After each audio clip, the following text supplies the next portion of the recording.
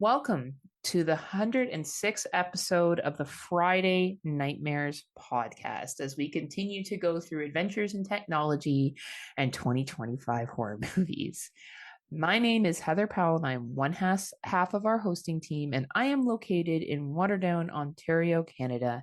And with me, as always, is Mr. Smoke Show Crawford, coming to you from the town of Swartz Creek, in the county of Genesee, in the state of Michigan, in the United States of America, in the North American continent, in the Western Hemisphere, on the planet Earth, in the Milky Way galaxy, fully vaxxed, boosted, and waxed, and ready to climax. And if you can, please get me wet and feed me after midnight. I'm the man with the glorious beard, aka Mother of Cats, aka the man with humongous ego, aka Scotthausen, aka Scotty Too Hottie, aka Spanky, aka Hey Scott, and aka one half of the premium podcasting duo that is still trying to figure out how to navigate this technology since Skype went down. honestly, you would think that as we already recorded 20 minutes and we lost it. At least it was only 20 minutes. We haven't done that in a long time. But Yeah. as I just the only thing I want to carry over from that previous conversation is we just want everyone to know that Scott and I would definitely die in a horror movie. We would die probably first. We are not the ones that will make it. No. Do not bank on us. Okay. Do not. We'll probably split up. I will definitely be having sex somewhere.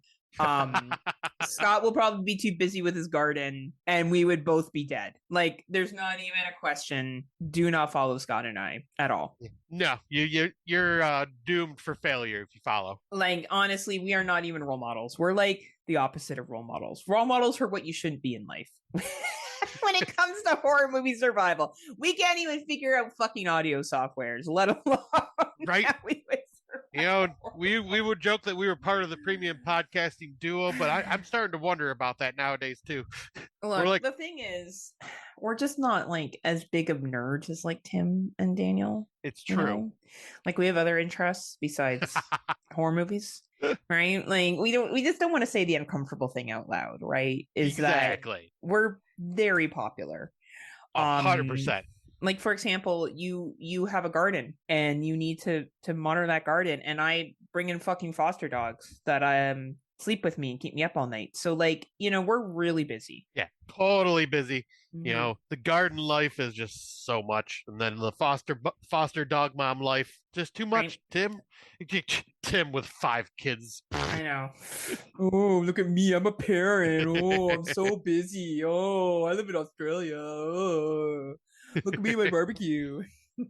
But oh man, Tim's barbecue. It's almost as yummy looking as him. That's right. Yeah. Yeah.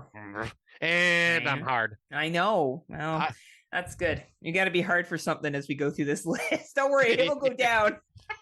Yeah, it'll get very flaccid very quick. Yeah, there's going to be movies we're going to talk about that makes it want to hide. But we'll jump right into the first one that we both watched some time ago. Clown in a Cornfield, which is based off a series of books, as Scott had said in our previous recording that you're never going to get to hear.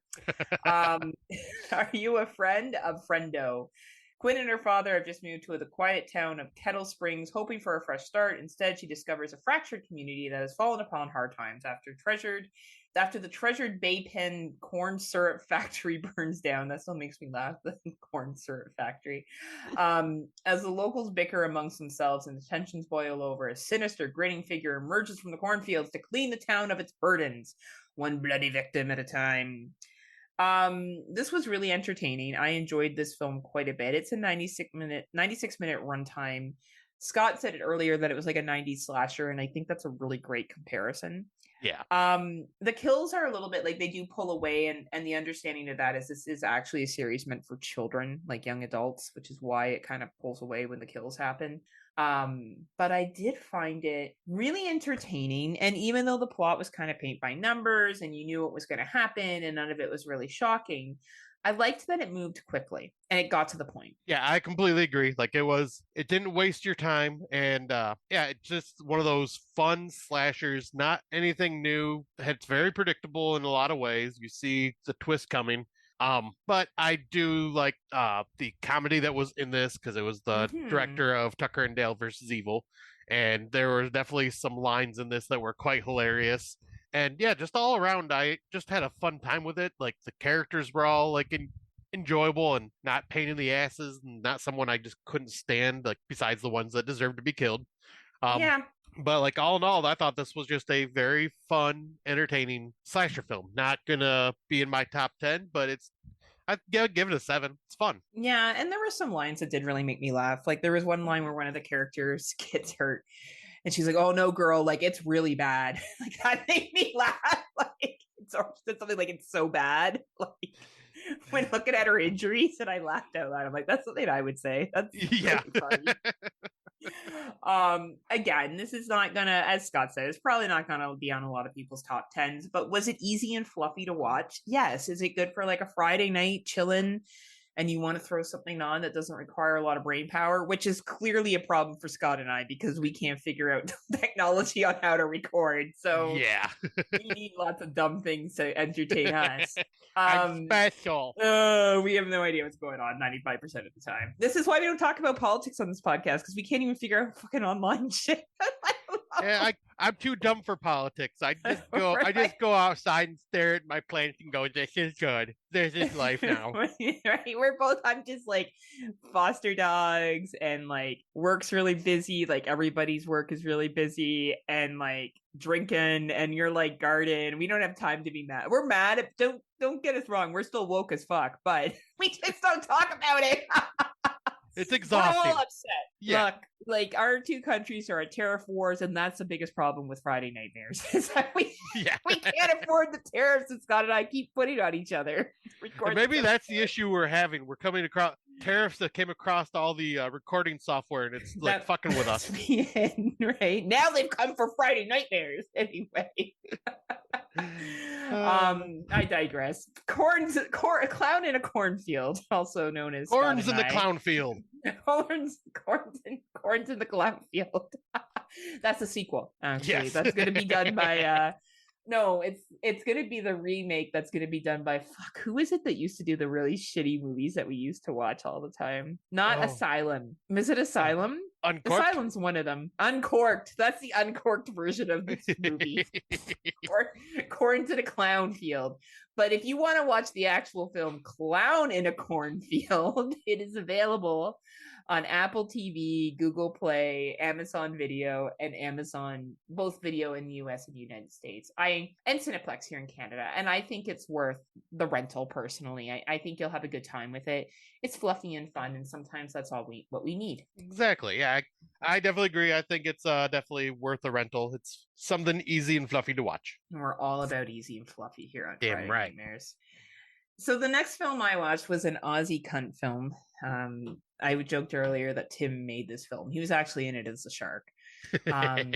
This was actually a really good, not really good film. Historically, it was cool to see the scuba diving suit, but it does drag out a little bit. This film is an 85-minute runtime, and it feels a lot longer, which is a real shame. Ooh.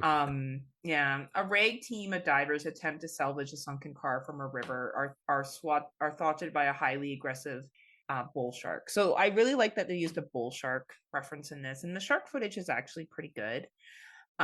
It's basically a group of divers that have been hired by mobsters to go and retrieve stuff from this car. And of course, there's a shark that stalks them. And I would say the highlight of this is that it's supposed to be in the 1920s or 30s. So you're seeing like old school scuba material that they would have used to go under, which I thought was kind of cool. Yeah. But it does drag. Like the story does drag out a lot. So unless you're a real shark fan or historical horror movie fan, like you like to see like older pieces of equipment represented in movies, then I would say skip this. But otherwise, I think it's worth a watch. Now I know you haven't seen it yet, right? Nope, not yet. This is one like I wasn't sure because I remember you saying you watched it, but didn't sound like you recommended it to me, so I didn't bother. No, in old days I would have when we had nothing else to do, but those days are long gone. Yeah. We now have a lot of things to do. Yeah. So if you're interested in your shark film completist or you really like historical horror, this is available on Apple TV, Google Play, FlickFling. Matt Woods, who's a premium podcast host, like the best, probably better than anyone from Australia. True premium, right? Actually, my role model is I want to be like Matt. It's a bit of a shame this one, as I think there's something decent here, yet it didn't pay out. The concept and the idea is a great one and a unique way of getting a shark into an attacking scenario. So he kind of goes on to say that it felt a little cheap, and that's fair. This is low budget, so know that going into it if you choose to rent it. And we're talking about Fear Below. So the next one you saw, because Yep. I don't know what Yes. that is. Yeah, so the next one is Predator Killer of Killers. It is a Hulu original or probably Disney Plus original for everybody else that's not America. But this is a kind of filler movie for the Predator series. So, we had Prey, Mm, and it's done by the same director, but it's all animated and it's an anthology. fun. Yeah, and it's I'll read the synopsis real quick. The hunt begins while three of the fiercest warriors in human history, a Viking raider, ninja in feudal Japan, and a World War II pilot, are killers in their own right. They are merely prey for the new opponent, the ultimate killer of killers. And yeah, it just there's three different stories that kind of jump around to different timelines of history, and there are different types of the Yautja or the Predator, as some people would know them. And the animation, while kind of lacking a little bit, the story itself was really awesome, and Okay. it actually ties these three stories together by the end, and kind Hmm. of ties into other works of the Predator universe, and has me excited for Predator Badlands that'll be coming out very soon. But this was, if you are into the Predator history, lore, and all that stuff, and you just want and you don't mind animation, I definitely recommend this. This had some really awesome scenarios. I thought all the stories were great, and like the tie up through all of it worked out really well. Like this was just a really fun idea that they had to bring to kind of fill in that gap between the live action movies. Okay. Okay. And it's available, you said, just on Disney. Yep, it's on Hulu and Disney Hulu. Plus. Yep, and let's see. Sexy Matt Wood gave it a 7 out of 10, and Very nice. he said, conflicted here. I'm not a fan of anime, but a big fan of Predator. That said, I thought the animation looked fantastic, very realistic. Cool stories with a decent wraparound. And the gore was good, and the Predators looked ace. But Awesome. yep, so yeah, he really enjoyed it. And then yeah, I think Tim absolutely loved it if I remember correctly, hearing him on his podcast, and him being a huge Yautja Predator fan. Yeah. Yeah, he's a big fan of that. But yeah, this is for me, I definitely recommend this. Because yeah, I had a freaking blast with it. Okay. Good. Good to know. I'm not a big anime fan, but it sounds like if you all joined it, it must be a good one. Yeah. And I would say it's not even anime. I would say it's more almost like I would just call it animation. It doesn't have that Okay. anime feel to it. All right, I'm here for it. This Elma and the Wolf movie, did you watch it? I did not. Oh, This is one fuck I've my been life. curious about. Yeah, I don't remember it that well. Oh. So that tells you that it wasn't that great. Well, and also it's been a while since we recorded too.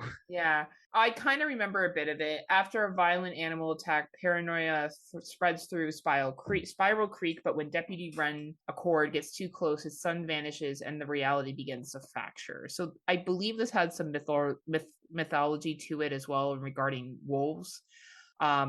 I know Tim gave it 3 stars and was like, not what I was expecting. Interesting film, but not one I rewatch. I think that's really fair. I remember being interested in it, but also kind of bored to the point that I really don't remember it well. Matt gave it 3.5 stars. Great story, well written, well shot. You really feel his emotions. Bravo. I would agree. I remember feeling the emotions, and I do agree that the goat and the werewolves in it were very cool. But I don't fully remember the ending. And I don't know if it's just because so many other things have happened and it just didn't stick with me. But a lot of other people are saying that it's at least 3.5 stars. So that tells me that it's probably worth the watch for some folks. But I would say be prepared for a little bit more of a slow burn. So you may want to watch it, Scott. It's 89 minutes. So it's worth the easy watch. one. So it'll only be about 3 hours for me. Yeah, it'll only be about 3 hours. So, which means you're probably not going to watch it because I feel like your time is really limited. We are down to only one child for this week, so I might be able to squeeze it in. You finally got rid of the other one? Yeah, we put him up for adoption. No, Nice. no, he went to his grandparents' house for the week. Nice. There you put him up for adoption. You're so funny. Oh my god. You're like, he's in the ground. The secret window. Oh, He's he also in the keep. garden. I mean, he keeps threatening to put Erica and I in a home, so it's only fair. Well, yeah, that's only fair. I agree. So if my review of what other people said about this movie sounds like something you would want to watch, because I really don't remember it as much as I should, besides certain scenes. I just remember it being more of a slow burn, but the acting was good and the story did have potential. It just obviously wasn't something that stuck with me. You can find it on Apple TV, Amazon, FlickFling, and Cineplex, available for rent. All right, yeah, this is one I'll definitely have to at least take a look at some point. Yeah, take a look and see what you think. Did you watch Restless? I did not. Okay, so this I did enjoy. It's filmed in the UK. Oh God, here we go. I'm actually sure it's filmed in Northeast England, which I don't know if you know this, Scott, but I've been to the UK. Oh, that's it. I'm out. And I've been to Northeast England. So this takes place in an area that would be considered poverty or lower income, one would say.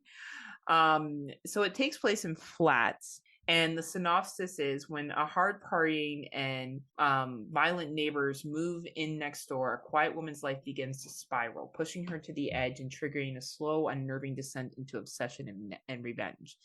The acting in this is very good. Lindsay Marshall and Aton Makule are the two leads in this, and they're actually quite good. Like, the guy who's the dick neighbor plays a really good dick neighbor, and the woman that's kind of like that stereotypical wants it quiet all the time, not to make too much noise, kind of timid, is excellent too. And it really kind of focuses on how none of the other neighbors want to get involved. Like, this guy is being over the top dick, like the loud partying all hours of the night. Oh yeah, Stuff that you shouldn't do, but no one wants to really get involved because they don't want a conflict. So she's kind of left on her own. And she's not getting sleep, and she works at an older age home, and it kind of goes down from there. This got itself around film festivals in the UK, and I really do think it's a good movie. I don't know if it will end up on anyone's top 10, but it's a great kind of what happens when neighborhood relationships go bad, and what is the extremes that people will go to if they're sleep deprived. So if that sounds like, I would say watch this. You and Erica should watch it. I think it's entertaining enough that I think you would enjoy it. Yeah, I'll say this one sounds actually kind of up my alley. Yeah, like, she's bullied, right? It kind of reminds me a little bit of like The Rule of Jenny Pin in terms of like the bullying concept, because that's what's happening to her. She's being bullied, right? So right. I think it's not as good as The Rule of Jenny Pin, but I think it's up there in terms of how it's put together. Definitely check it out. It is available on Apple TV, Google Play, and Amazon. And I will say the ending, I was like, fuck yeah, that's how it's done. Because the ending revenge is very realistic, and I'll put it that way. Okay, nice. Yeah. So definitely check it out. It's called Restless, and it's available on Apple TV, Google Play, and Amazon. All right. Yeah, I'll add that one to my list. Now, you saw this one, so I'll let you bring it in. Which one is that? The Last Cabin? I've seen that? I thought you saw The Last Cabin. Let me check. I thought that was the one you watched about the social media people. Oh, no, that was live stream. Oh, my bad. Never mind then. No, I have not seen this one. All right, well, I will talk about it then. That tells you what the movie's about, huh? If I'm thinking that you saw it. Yep. So, which actually has me intrigued then. So this movie is trapped in a remote cavern. A film crew finds themselves stalked by three masked men who know the isolated forest and their every move. Definitely somebody watched The Strangers and was like, okay, hold up. What if we make a found footage film, but we use like the same concept as The Strangers? And they were like, oh yeah, fuck yeah. So that's what this movie is. It is The Strangers as a found footage film. End of story. That's what it is. So it's three people. Well, there's people that are killed at the beginning. You got random bodies that are done. And then you have your three characters who you follow. I will say they follow the social media or the found footage rules that I know you have talked about many times on this show before. Well, but Nice. it is not the best found footage movie, right? This isn't a found footage movie where I'm like, oh yeah, fuck yeah, it's the next Blair Witch Project, right? Like Right. it's not like that. It's almost like they know it's found footage. Like what makes a found footage movie really good is when it's like the characters that are in it don't know that they're in a found footage film. Right. Like Lake Mongo. Yeah. You don't watch that movie and be like, oh, found footage. They know they're found footage. Or the original Paranormal Activity, right? It's just Exactly. people videoing their lives, or this. It feels like they're like, we're making a found footage film, right? Gotcha. Okay. Yeah. So just be aware of that. Definitely, if this was on Tubi, I would say check it out. But of course, it's on paid services. So it's on Apple TV, Google Play, Amazon. You really, really, really got to be a found footage fan. And I would say you really got to like The Strangers to like something like this. All right. So this one sounds like one that I could throw on then, because me, I Because we am have a huge. screener. Yes. Yeah, and plus being Yes. like the fan of found footage I am, that yeah, this sounds like something I could totally throw on in the background. Because we have screeners. Exactly. Like, and I would not recommend paying for this. yeah, I no, would not. no, I'll say like if it was on Tubi for sure, then streamer. Yeah, yeah, screener. That's the word I was looking for. Screener. Haha. Screamers was close enough. It's the same shit. I got what It's you were true. saying. Right? The next one though, I did watch, so I can Yes. take the reins for you. But the next one is Marshmallow or Marshmallow, however you pronounce it. I lost it on Letterbox. Give me 1 second. And all right. So this is a 93-minute runtime. Yep, the movie is Marshmallow. At a secluded summer camp, timid and introverted 12-year-old Morgan is thrust into a waking nightmare when a once fabled campfire tale becomes real.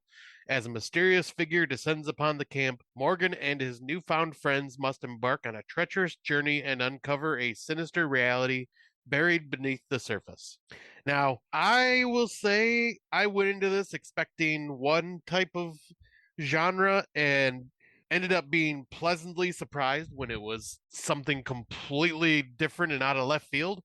But the message behind it is kind of sad and Yeah. kind of hits home a little bit, like just like something that's I could totally see happening Mm-hmm. if we had the technology and all that. But the I found this to be a very, I would say, entertaining film. At first, I wasn't sure what the hell was going on. Then Mm-hmm. once it all started to click, I found, for one, all of the kids in this camp very endearing, even like the kind of bullyish type kids. They felt like real kids. It wasn't just Yeah. like Yeah. kid actors. Yeah. And yeah, I found this to be way better than I anticipated, honestly. Like Yeah, no, I agree with you. It's a very good science fiction horror film. yeah, because I went in thinking it was going to be a slasher film, and Me it's too. not. And it's not that. No. It's something completely different. But I definitely recommend this. Like, go in just understanding that you may get the feels, especially Tim Davis. If you have not Mm-hmm. seen this, I think this may kind of hit you in the feels. Yeah. Yeah. But yeah, I think this is kind of like, what would you, trying to think of the name of it, but god damn it, like When did it come underground. out? No, it's not, What? I wasn't trying to compare Oh, it to a movie. I'm trying to say like a hidden gem. That's the word I was yeah, looking I for. would agree. Hidden Gem's a good way to describe this. Yeah. Yeah, because this is one that I just don't hear anybody talking about, but I feel it should be talked about. It's not. I don't know if it's going to be in my top 10, but it definitely left an impact on me as like one of the movies I think that needs to be watched. You know what? I think you phrased that perfectly. Sander Kane has watched this, and so has Brian Stitcher.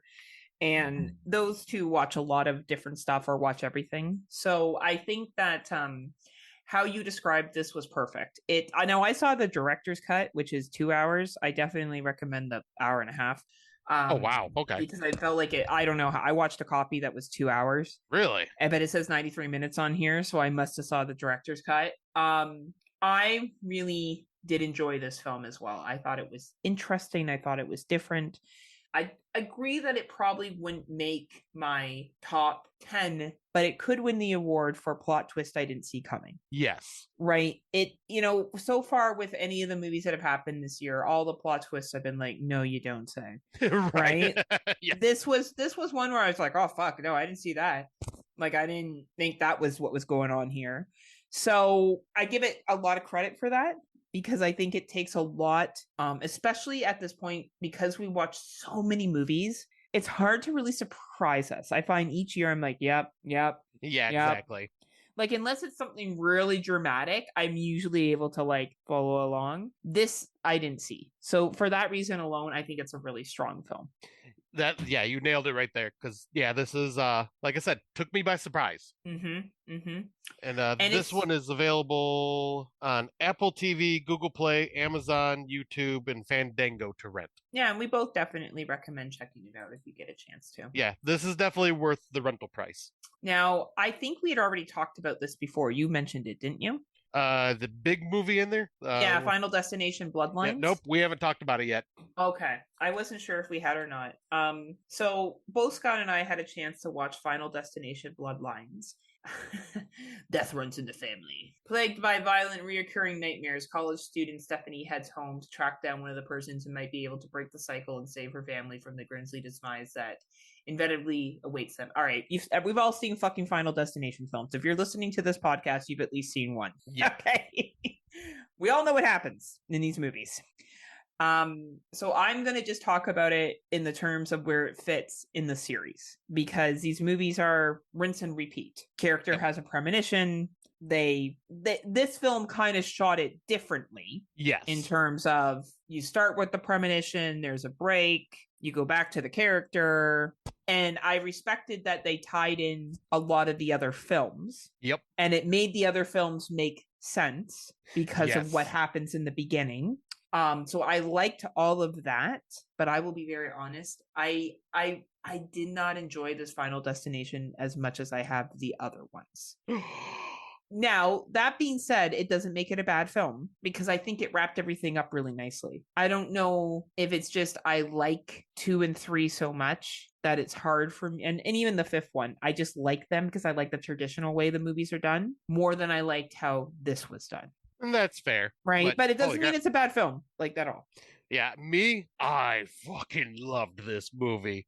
I went in, knowing it is the Rube Goldberg of horror films. Every death is just a Rube Goldberg way of how is this character going to die. Yeah.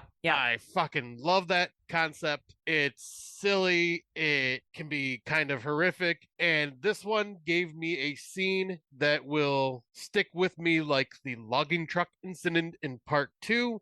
Because I've already had an issue with this type of machine in the past, and this movie just kind of made it a traumatizing moment for me.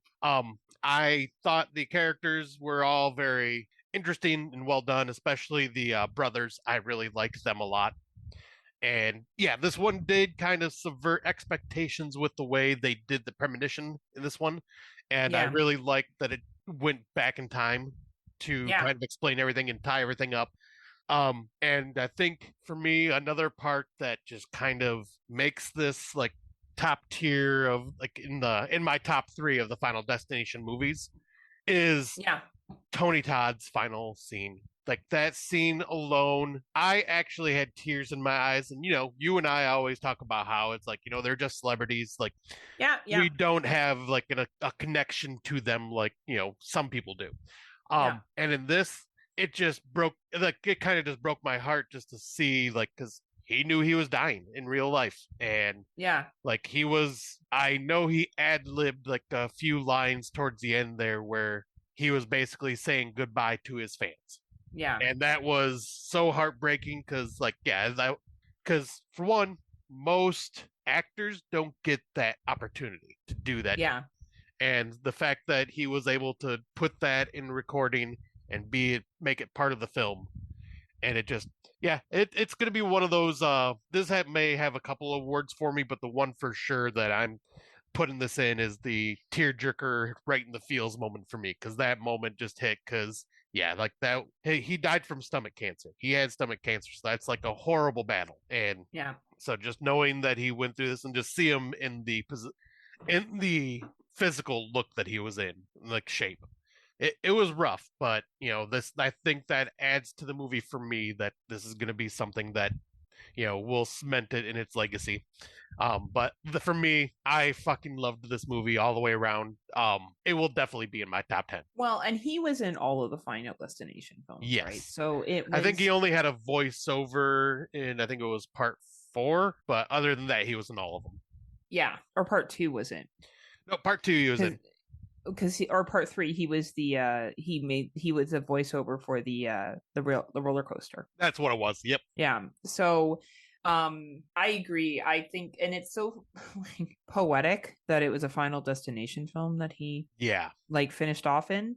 And it was interesting because his character wasn't as dark here, right? Like usually he was kind of a dick, right? Like in the other films he was like, and then of course you find out his story in this one, which doesn't really match with how much of a dick he was in some of the other ones, but it kind of does in a way when you think that he knew this was going to happen, right? Like this kind of gives a different reflection of his role in the films. So I think it was, again, I thought it did everything in a nice little bow. I just felt like some of the kills were a little silly. Oh, they totally and were. The setup, like where the one person confronts her grandmother, I thought was a little, yeah.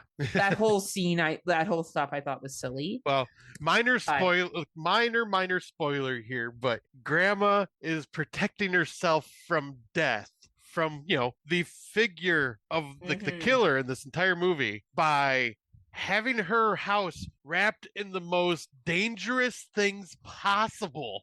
But it's like, why would you? I would be wrapped in a fucking bubble in fucking padded room somewhere. Why would you have like metal spikes and like which that? Is what made no Devin sense to me. Sawa character did, wasn't it? Yeah, or no, it was River Phoenix or whatever her name was. Oh, that's who it was. Okay.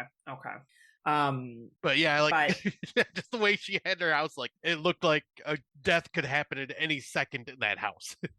Yeah, right. So anyway, it was definitely a very good film. I think it wraps up the Final Destination series great. It's not my favorite, but I really like Richard Harmon as well. He's actually been in a lot of low budget ones. He was in Trick or Treat. He was in Grave Encounters too. He was also in Low Lives and last year, and I like him. Like, so I was happy to see him here because I think he's actually a really good young actor. So yeah, I would definitely say I was not disappointed. Yeah, that's why I was saying like the two brothers, because him and Owen Patrick Joyner, those two I like together. Like they were really good.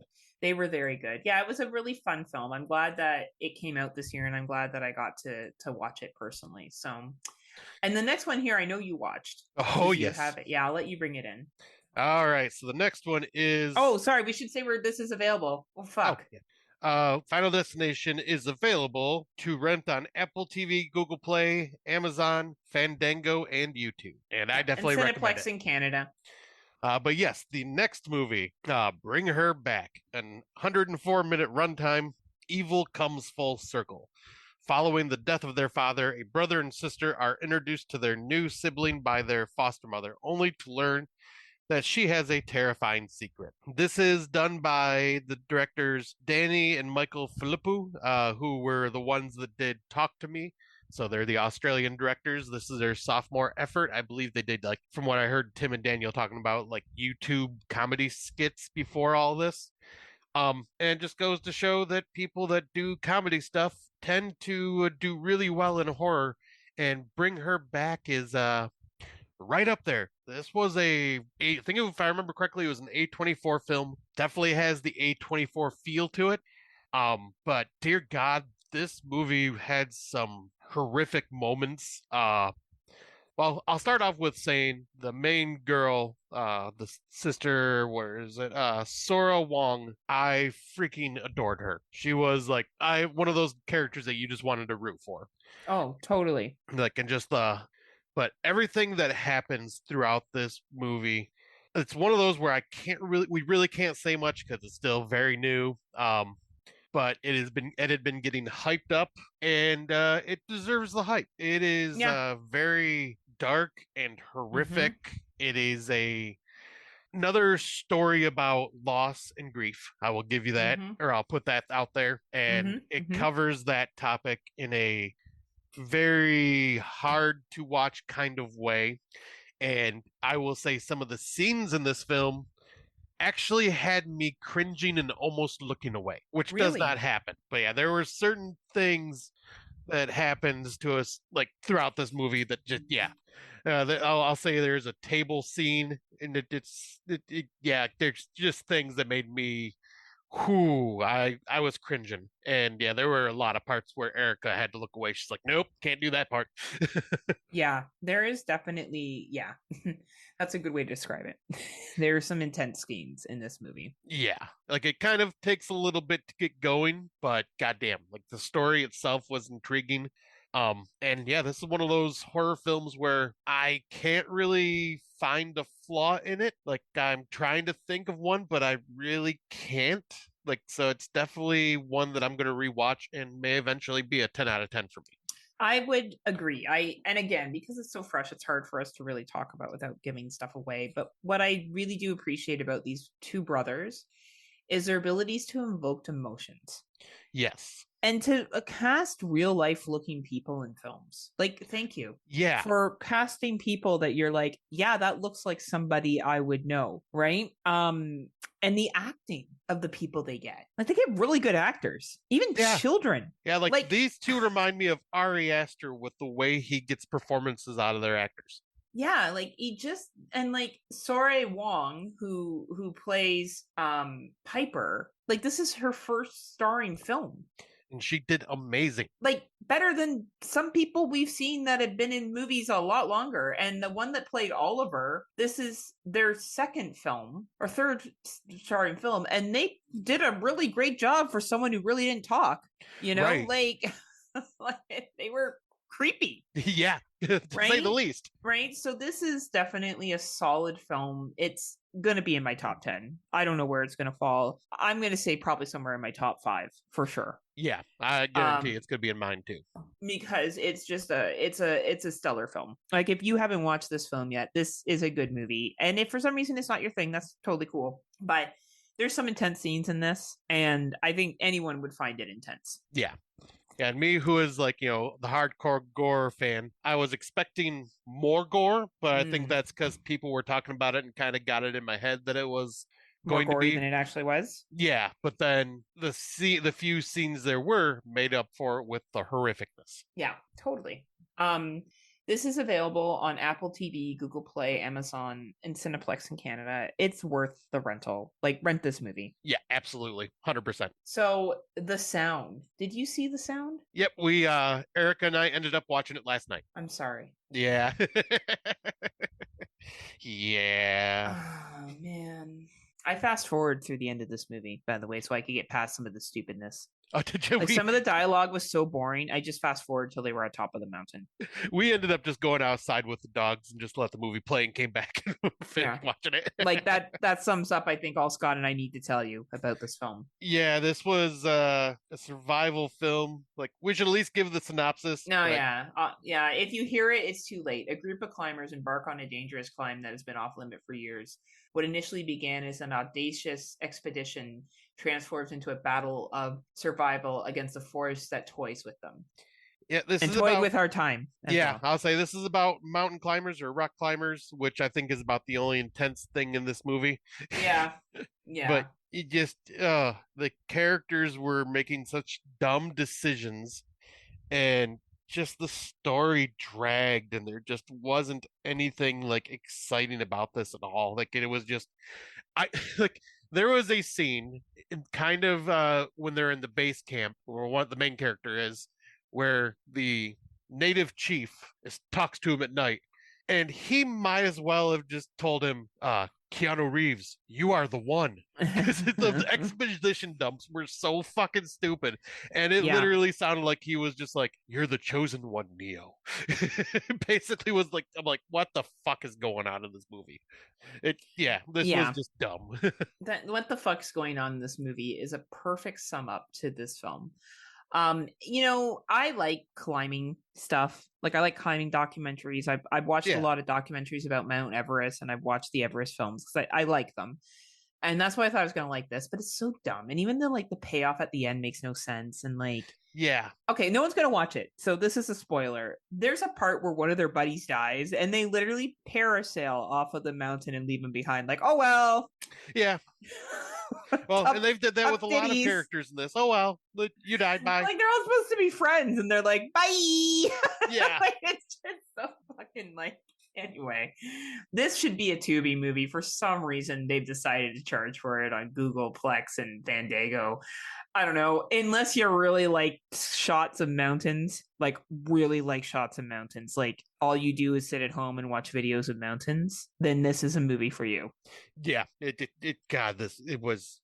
We tuned out halfway through. We were Yeah, done. like it says something to Scott and Erica went outside with the dogs, and I fast forwarded through Yeah. to get to the climax because I was fucking done with the dialogue and the stupid things they were saying.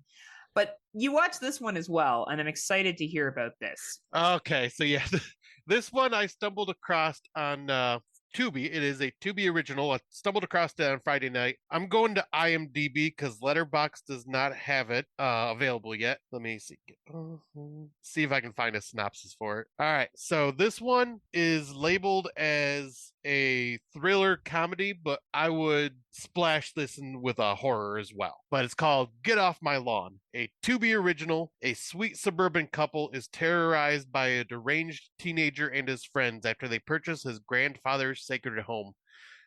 Right, we watched the trailer, and right off the bat, we're like, okay, this is a silly movie. It knows it's silly. But goddamn, did I just have a lot of fun with this? It's not like mind blowing, but it's funny. This is a Heather movie for sure, with like the kind of comedy it is. I'm here for it And then. it's but yeah, the deranged teenager, quote unquote, in the synopsis, he does such a good job of playing like a psycho little shit, but also turn around and be like, "Oh, hi neighbor, how are you?" But like just like this happy-go-lucky kid, but then all of a sudden just fucking psycho and disturbing. But yeah, like, and it's literally like millennials versus Gen Z type story. So it once again, you and I are going to be like, yeah, because we're the millennials. Get off our fucking lawn. I um, love it. I love it. but yeah, just go into this knowing this is comedy, thriller, and horror last. Like comedy is definitely more the main focus of this, but it kind of gave me the parenting vibes from earlier this year, Okay. where it Okay. has that kind of silly comedy to it. Nice. Nice. I'll watch it. It's on Tubi. Yep, it's Tubi original, so it'll definitely be one of the ones for the Tubi Awards because we haven't had too many Tubi originals this year. Not yet, anyways. I think most of theirs have been the kind of like the Lifetime type drama Yeah, they movies. do a lot of Lifetime drama shit, don't they? Yeah, like they haven't really did too much in the horror genre yet this year. But here's hoping they bring out a couple more. Well, hopefully, right? But yeah, There's a new since one. I don't have this on Letterboxd, I'd give this at least a 7 out of 10. Oh, good. So you got Tubi. Watch it. Yes, absolutely. Okay. What was I gonna say? Shudder released a movie called Push about a pregnant woman. Oh that is yeah, I was stalked. curious about that. Yeah, I haven't got a chance to watch it yet. So I put it on my letterbox. I started it, but I didn't really get to finish it. So when we record next in 5 months from now, I'll Right. I'll let you know how it was. All right, deal. Right. So Megan 2.0. Oh boy.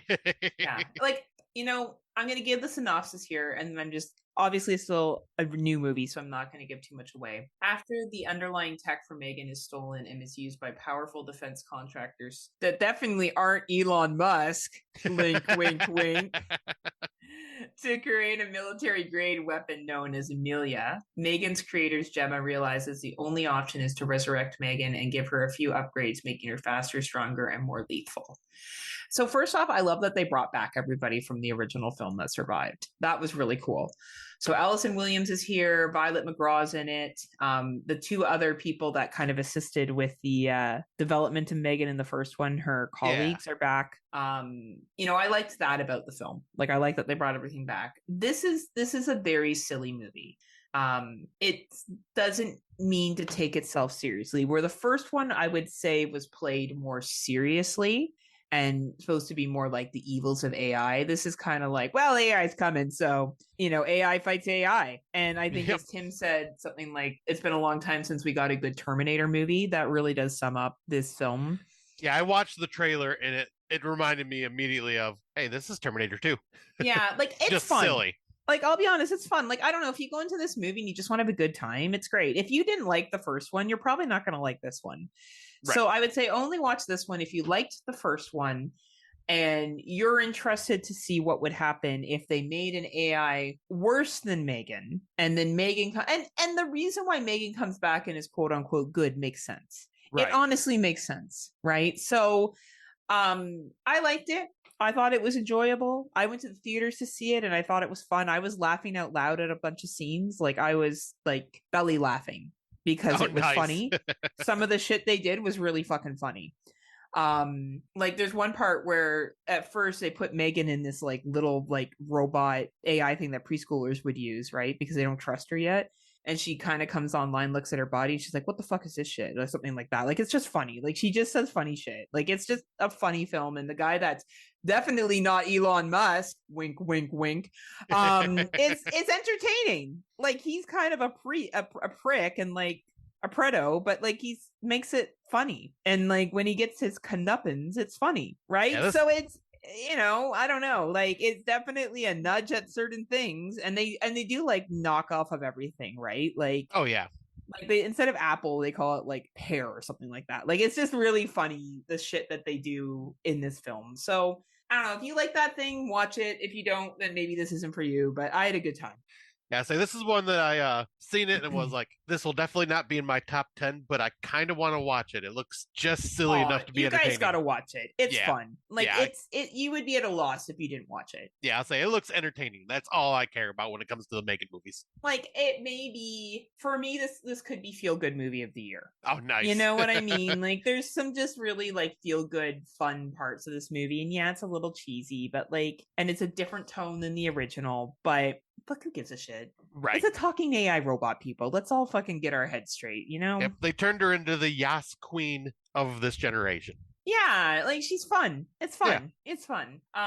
Did you see the Rich? So that's not available anywhere yet. It's still in theaters. Yep, I think So it's coming out to buy and rent in next week, I believe. I think I okay. just seen that somewhere. So it will be on all the things. It'll be Yeah. on the stuff, right? iTunes or Apple, Amazon, Cineplex. Yeah, all the big ones. And to answer your question, no, I have not seen these last two yet. I am a brave person doing all this work here. I mean, you always carry the work on your shoulders, Heather. I've already just told you that. I know. When the hero comes along. Anyway, I don't know. This is another fucking exorcism film. It's called The Ritual. Yeah, this one was like, yeah, I seen the trailer. I'm like, yeah. I got bamboozled into watching this because Dan Stevens and Al Pacino. Yep. And Abigail Conan, Patricia Heaton, like there were some well-known actors in this fucking movie. And I watched it and I was like, what the fuck is happening? How did I get bamboo? Dan Stevenson, how could you lie to me? Dan Stevenson, I thought this movie would be good because he's in a lot of shit. Like yeah, he's a really well known and really good actor. And motherfucking Al Pacino. Yeah. Right? Who was great because he is great. And Dan Stevenson was great because he is great. But you must have faith, Scott. Oh boy. Two priests, one in crisis with his faith, and the other confronting a turbulent past, must overcome their differences to perform a risky exorcism. So this that doesn't sound like The Exorcist. I know. Now this is actually based on a true exorcism that occurred in the 1930s. Oh, okay. So it's filmed and made to look like it's in the 1930s. And it films it from a perspective like you're there in the room watching them. Like it's not found footage, but it's like not really high footage either. It's weird. Okay. So it is based on this story about a young woman. Let's see what her name is.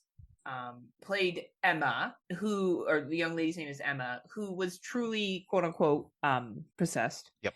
By a demon. And these two priests, one who was having a conflict of faith, didn't know whether he was really a man of God or not. And this other old fucker who was like here for it, right? So if you really like exorcism films, like really like exorcism films, like you can't get enough of them, you just want to watch them all the time, then watch this movie. Yeah, that's not me. If you watch The Nun and were like, for fuck's sakes, don't watch this movie. Okay, so that's definitely me.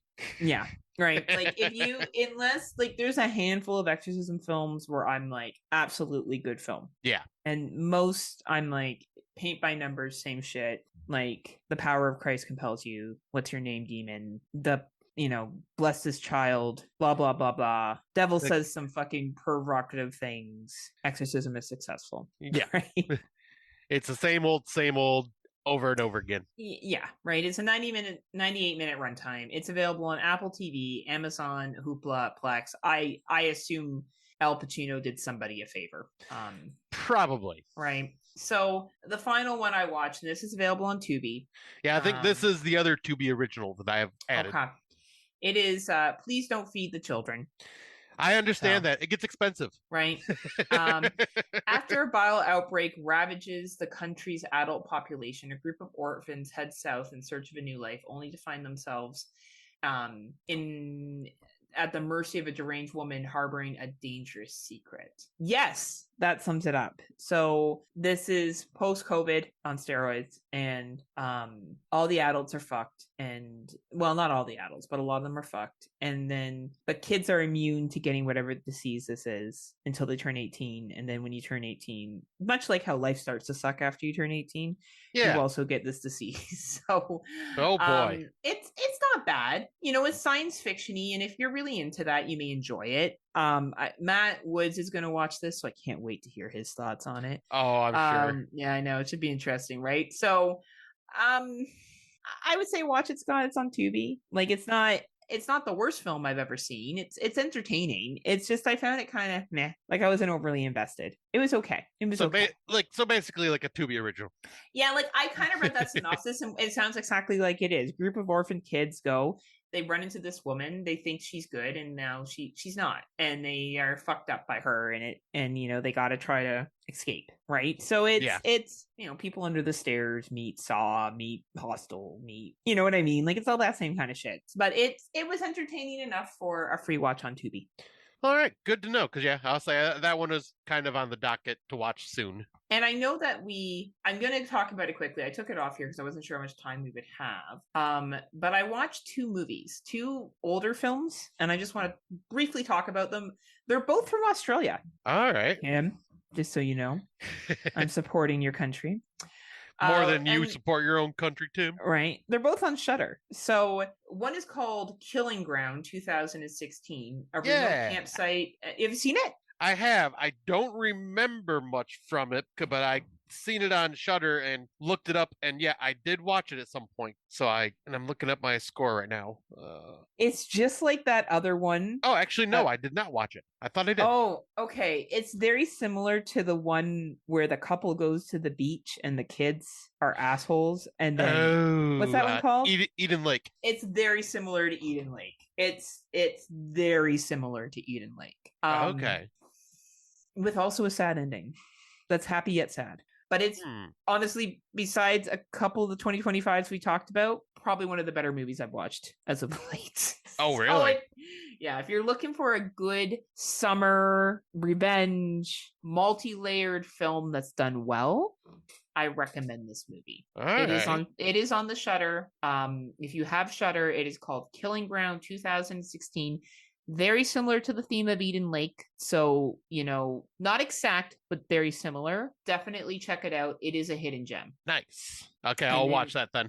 And then finally, I watched The Pack, Oh, 2015.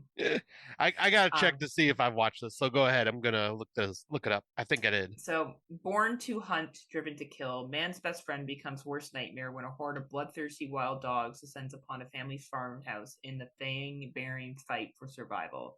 This takes Cujo and puts it on fucking steroids, right? You don't see the dogs a lot, which is smart. Like you kind of see them, but they're in the dark. Like they film this really smartly, so you're not worried about really good special effects. You can use just real dogs and make them vicious in the dark and scary. It's a 90-minute runtime, and I was fucking here for it. I was here for survival against the doggies. That's what Nice. this movie is. Yeah, I looked it up, you and know yep, this is one I have not seen either. I thought I did, but nope. it's super easy to watch. It's better than The Breed, way better than The Breed.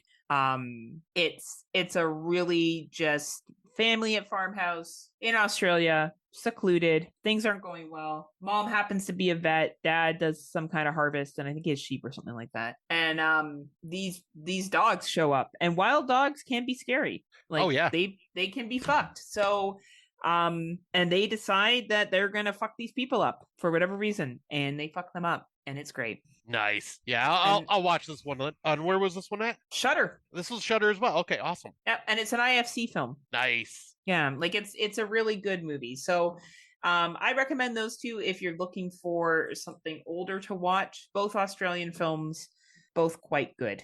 And that's it, I guess. Yep. Yeah, we wanted to make it kind of short because, like we were saying, we spent 20 minutes recording before and lost it, and then spent about another half hour on top of that trying to get our freaking setup with the new technology to work.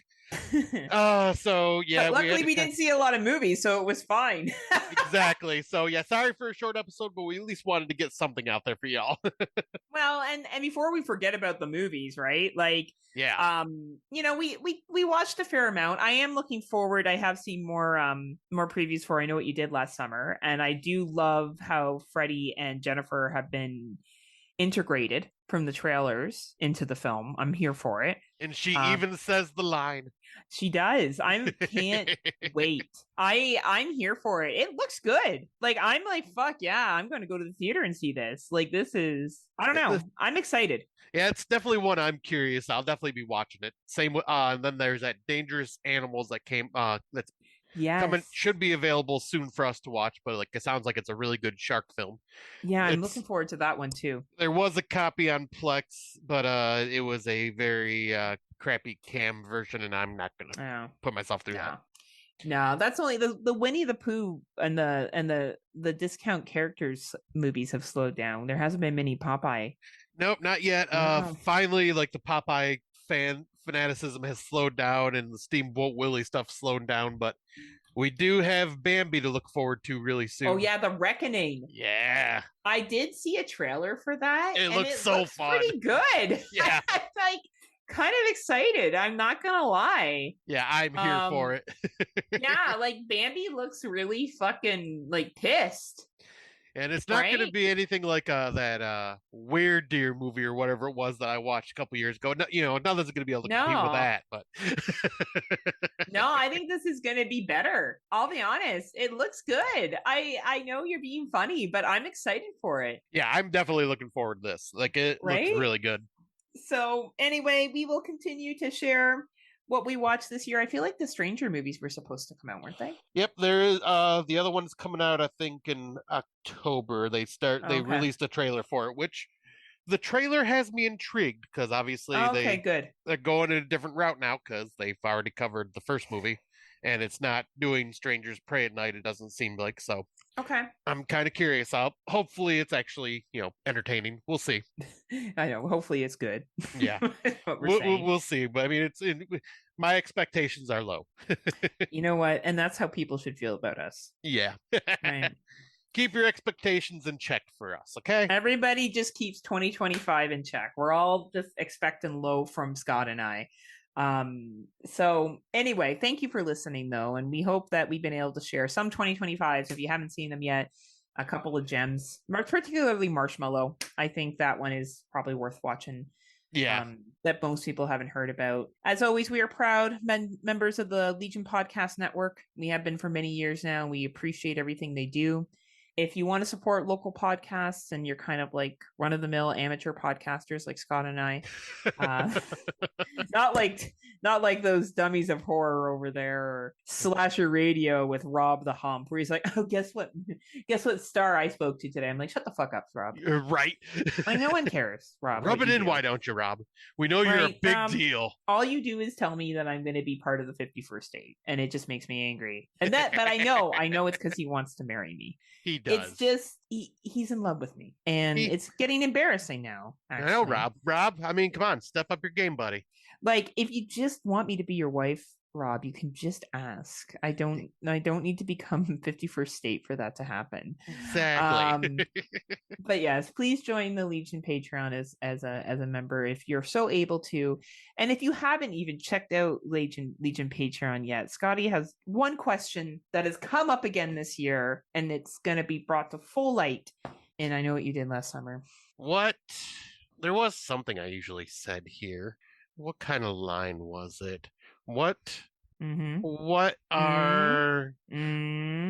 are you doing on my lawn? Get off my lawn! Oh no, I got it. What are you waiting for? What are you waiting for?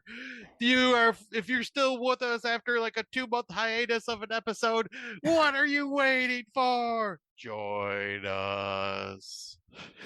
Join us, please, and the other Legion folks that are there. And thank you for being with us to this point. We hope that we've been able to provide you with some entertainment and some movies. And we all just keep on fucking vibing as we make it towards Scotty's big wedding day. Yes, indeed. Scotty is kind of done. He's ready to be in this wedding, get this going. He's ready to celebrate with his new wife. He just can't wait to lose his virginity. Actually, Scott's really God. excited. It's gonna be the greatest gift ever to lose my virginity finally after all these years. Can you imagine? Erica be like, wow. I've been saving myself for so long. I can't hold it anymore. You know, true love waits, Scott. True love waits. We're all about purity culture here on Friday Nightmares. Definitely. We sum up purity culture in its finest form. Yeah, I am pure. I am innocent. I never do anything wrong. That's why I'm so excited for this wedding, because, to lose my virginity after all this time is going to be such a big deal. It is. It is going to be a big deal, and I'm happy to be there and support you as you get ready for the big day. And I'll be the one tossing the bouquet too, because I'm going to be so excited. You probably will be too. It's a fun thing. Hashtag things that will actually happen. Yep, exactly. And I'll do the sexy pose, looking back like, ooh. Oh, please do. It would be amazing. Because as a real friend, I'm going to be at your wedding. Ooh, burn, Robert. Mr. Oh, Heather, you're going to become an American, but he's too afraid to show up at your wedding. Let's say. Let's call it out how it is. I mean, times are tough, so I get it. Whatever. Shut the fuck up, Rob. You could drive up there. It's not that hard. Get in your car and start driving. Start driving now and come sit on my lap and we'll talk about the first thing that pops up, big boy. I'll let you sleep at the foot of my bed, Rob. Don't worry. You can come. Rob can sleep on my lap. Yeah, right? We can take care of him. Yeah. Anyway, we will hopefully be back in August. Scott and I will pick a date after we get off this call. Well, if we watch enough movies, we may be back in September because right. Actually, we probably will be here in September because there's not a lot of films and we're going to have at least a couple before we come back again. So, and we really got to have a chance to enjoy our summer, damn it. Yeah. Well, yeah, but more than anything, there's not a lot of movies, so you'll exactly hear from us in September. But have yourselves a good rest of your summer if you don't hear from us again. And do you have anything else to say to the good people, Scotty? Yeah. So as always, thank you for listening and putting up with our shenanigans. But until next time, kitties, unpleasant dreams. See ya.